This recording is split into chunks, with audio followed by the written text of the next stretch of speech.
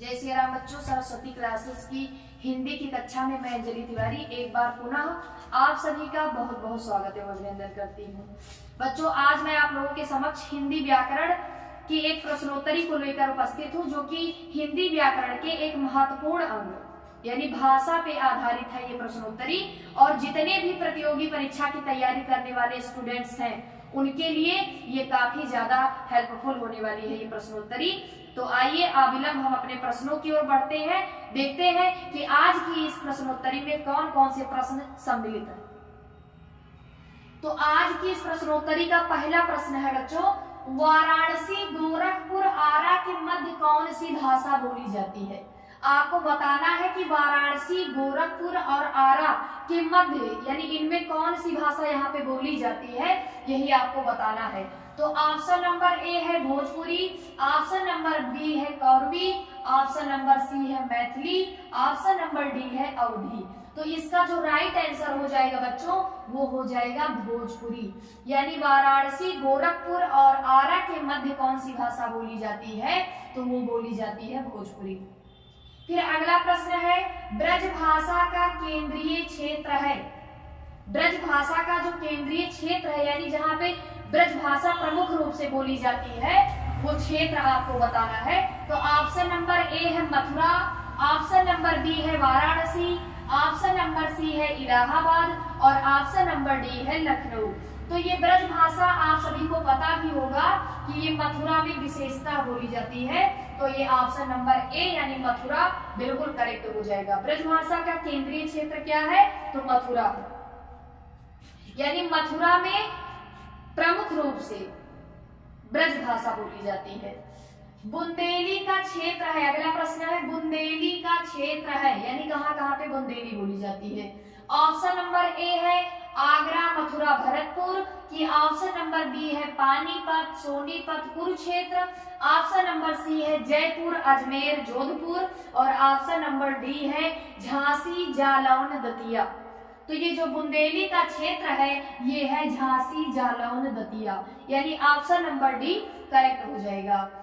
फिर अगला प्रश्न है, जिस भाषा का अनुवाद किया जाता है उसे क्या कहते हैं। बहुत ही इंपॉर्टेंट प्रश्न है। जिस भाषा का अनुवाद किया जाए, अनुवाद क्या है, किसी एक भाषा का दूसरी भाषा में परिवर्तन करना यानी उसे बदलना। तो जब जिस भाषा का हम अनुवाद करते हैं उसे हम क्या बोलते हैं, आपको बताना है। मानक भाषा, लक्ष्य भाषा, माध्यम भाषा या फिर स्रोत भाषा। तो इसका जो ऑप्शन नंबर डी है ये वाला ऑप्शन बिल्कुल करेक्ट हो जाएगा, क्योंकि जिस लैंग्वेज का हम ट्रांसलेट करते हैं वो हमारी यानी स्रोत भाषा होती है, जिस भाषा का हम अनुवाद करते हैं, और जिस भाषा में करते हैं वो होता है लक्ष्य भाषा। जैसे एक उदाहरण के थ्रू हम लोग यहाँ पे समझेंगे, जैसे राम घर जाता है, मैंने एक स्टेटमेंट लिया, राम घर जाता है, ये क्या है, एक वाक्य दिया है हमें। अब बोले हमसे परीक्षा में कि इसे ट्रांसलेट करना है इंग्लिश में, ट्रांसलेट इनटू इंग्लिश, तो हम कैसे करेंगे, Ram goes to house, Ram goes to house. तो यानी अनुवाद करने के लिए हमें क्या दिया गया था परीक्षा में, राम घर जाता है, तो यानी इसका हमने अनुवाद किया तो ये है स्रोत भाषा, और जिस भाषा में किया हमने इंग्लिश में किया ये हो जाएगी हमारी लक्ष्य भाषा। तो स्रोत भाषा क्या है और लक्ष्य भाषा क्या है इसे जान लें। जिस भाषा का हम अनुवाद करेंगे वो होगी हमारी स्रोत भाषा, और जिसमें करेंगे वो होगी हमारी लक्ष्य भाषा। तो यानी जिस भाषा का अनुवाद किया जाता है उसे स्रोत भाषा के नाम से जाना जाता है। फिर अगला प्रश्न है, ब्रज हिंदी की किस उपभाषा के अंतर्गत है, यानी हिंदी की किस उपभाषा के अंतर्गत ब्रज आती है, आपको बताना है। तो ऑप्शन नंबर ए है Rajasthani Hindi, option number B है पश्चिमी हिंदी, ऑप्शन नंबर सी है पूर्वी हिंदी और ऑप्शन नंबर डी है पहाड़ी हिंदी। तो ये जो ब्रज है ये आपका पश्चिमी हिंदी के अंतर्गत आता है, तो इसका ऑप्शन नंबर बी यानी पश्चिमी हिंदी करेक्ट हो जाएगा। पूर्वी हिंदी क्षेत्र में कौन सी बोली नहीं बोली जाती, आपको बताना है। जो पूर्वी हिंदी बोले जाने वाले क्षेत्र है उसमें कौन सी बोली नहीं बोली जाती आपको बताना है। तो ऑप्शन नंबर ए है बघेली, ऑप्शन नंबर बी है अवधी, ऑप्शन नंबर सी है छत्तीसगढ़ी और ऑप्शन नंबर डी है जयपुरी।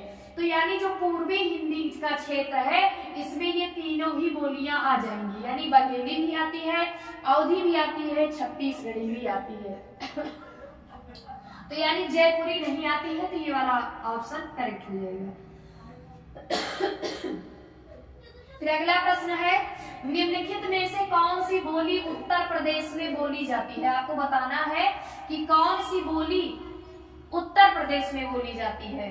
तो ऑप्शन नंबर ए है बुंदेली, ऑप्शन नंबर बी है बांगरू, ऑप्शन नंबर सी है कन्नौजी और ऑप्शन नंबर डी है हाड़ौती।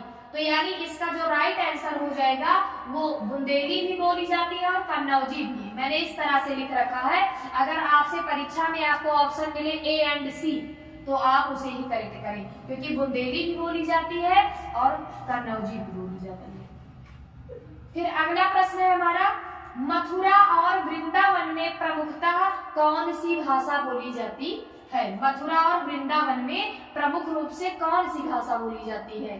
तो ऑप्शन नंबर ए है मारवाड़ी, ऑप्शन नंबर बी है मराठी और ऑप्शन नंबर सी है संस्कृत और ऑप्शन नंबर डी है ब्रज भाषा। तो अभी मैंने बताया ब्रज भाषा का जो मेन केंद्र है वो है मथुरा और वृंदावन। तो यानी ब्रज भाषा ऑप्शन नंबर डी बिल्कुल करेक्ट हो जाएगा। फिर इसी क्रम में अगला प्रश्न है हमारा, निम्न में से कौन सी बोली उत्तर प्रदेश की नहीं है? आपको बताना है कि हमारे उत्तर प्रदेश में कौन सी बोली नहीं बोली जाती है। तो ऑप्शन नंबर ए है भोजपुरी, ऑप्शन नंबर बी है ब्रज, ऑप्शन नंबर सी है मेवाती और ऑप्शन नंबर डी है कन्नौजी।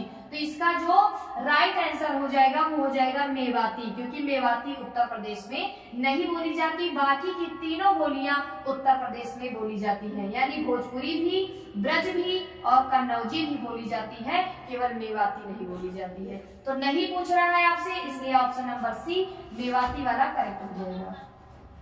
फिर अगला प्रश्न है हमारा, कौन सी प्राचीन भाषा नहीं है? आपको बताना है कौन सी प्राचीन भाषा नहीं है। ऑप्शन नंबर ए है प्राकृत, ऑप्शन नंबर बी है संस्कृत, ऑप्शन नंबर सी है पंजाबी और ऑप्शन नंबर डी है अपभ्रंश। तो जैसा आप सभी को पूर्व विदित है कि ये तीनों ही भाषाएं जो हैं ये है हमारी सबसे प्राचीन है, ये प्राचीन भाषाओं के अंतर्गत आती है। यानी प्राकृत भी, संस्कृत भी, अपभ्रंश भी। केवल पंजाबी जो है ये प्राचीन भाषा के अंतर्गत नहीं परिगणित है। तो यानी यही वाला ऑप्शन जो हो जाएगा करेक्ट हो जाएगा, पंजाबी वाला। फिर अगला प्रश्न है हमारा, पंजाब में हिंदी का प्रचार किसने किया? आपको बताना है कि जो पंजाब स्टेट है इसमें हिंदी का प्रचार किसने किया। Option number A Lallu Lal, option number B Raja Ram Mohan Roy, option number C Sadal Mishra और option number D Shardha Ram फुल्लौरी।